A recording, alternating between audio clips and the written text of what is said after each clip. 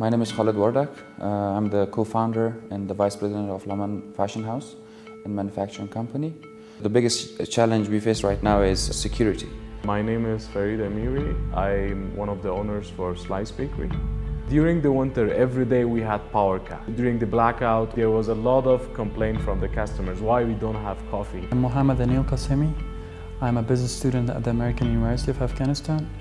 At the same time, I've been involved in launching at least 5 companies since 2009. Then we always had some problems with customs. We had to travel from here, sometime to Jalalabad customs physically, and then run after office and office, bring so many paper documents showing that I purchased this for at least for $100 or $200, and how can I pay $1,000 tax for this? I'm Hosna Jalil, founder of Jalil Holding and the managing director of Arya Medical. We were recently supposed to launch a surgical cotton processing factory in Helmand. The first challenge is the human resource. We don't have the technical people on the field, at least the people that we can start working on their capacity building. So we have to start from zero, and that's a big cost for us. My name is Wahab Qatay. By profession, I'm a life coach, actually the first life coach in this country. I wanted to get the certificate of life coaching and there was no platform for it. They have to come under education. And you know that's entirely different. You are not teaching school students. You are working on personality of people. And right now, in any of my personality development businesses that I have in my mind, like the ideas, I can't get any certificate. My name is Manisha Wafaq, and I own a company called Wonderland Women, manufacturing women clothing. Financing a business in Afghanistan through banks and microfinance institutions is really expensive. The effective rate is around 35%. And the period to pay back that money is very quick. And the microfinance institutions, those are very micro loans and microcredits. Whatever the financial institutions are doing, including the banks, those are not realistic things to support entrepreneurship community in Afghanistan. My name is Sanzar Kakar. I'm the chairman of Afghanistan Holding Group.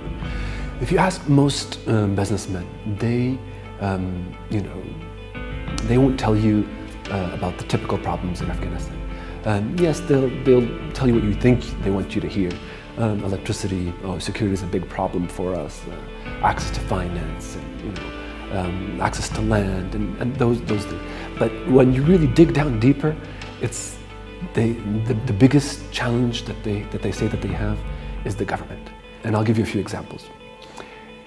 If I'm trying to bring a large organization to come invest in Afghanistan, and they find out that other organizations in Afghanistan have their bank accounts frozen, they have their funds taken out of their bank account, they have their officials put on no-fly lists, they're arrested, they're at the very least, if they forget a form, their license is not renewed, which means they can't operate in the country. They just go in a complete panic attack. Because already there's so many challenges in Afghanistan. Already, they're worried about security. If they think that, okay, I can't go to visit my wife and kids, if there's even a small risk of that, I'd rather do business someplace else. My name is Omar Mansour Ansari. I'm president of Tech Nation. A very complicated issue is with the taxation. As per our experience, I have 3 people in our finance department who are busy throughout the year reporting to the Ministry of Finance. Other countries would give you or certain industries tax breaks so they can grow, especially the technology sector, the ICT. But in Afghanistan, they're the highest tax payers. My name is Farshid Ghiasi. I am the Chief Executive Officer of Netlinks. It's a leading software development company in Afghanistan.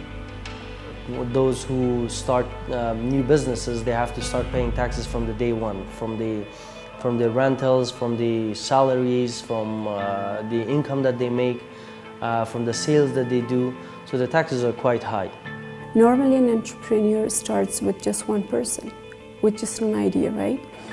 So when we're dealing, for example, with government authorities, for example, let's say Ministry of Finance, that's an example, right? An entrepreneur at the beginning, first months of their business, they're having few number of employees, and then each authority of the government requires one specific person just to go ahead with all those procedures, right? And that's killing, right? The killing part of starting a business for an entrepreneur. And the other challenge I would say in the government is the financial sector, like the Ministry of Finance, where we have to pay taxes and stuff.